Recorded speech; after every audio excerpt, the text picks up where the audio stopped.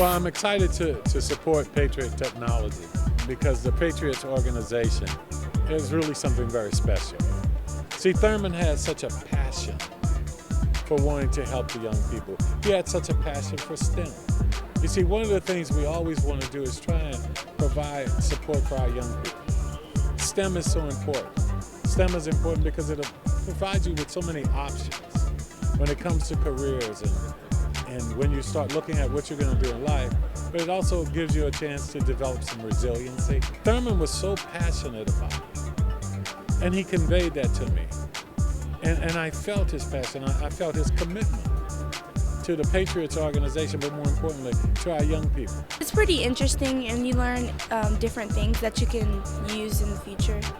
It's about drones, and we break down the parts of the drone, commercial drones, military drones. Aviation. I like the way that something so heavy can fly. I've seen the program grow, and I've seen those who have been successful coming through the program. And for someone like myself, who has an engineering aerospace company, to see the pipeline of future leaders and future STEM personnel, I still get excited when I come and I see the hundreds of young people that Patriots technology touches.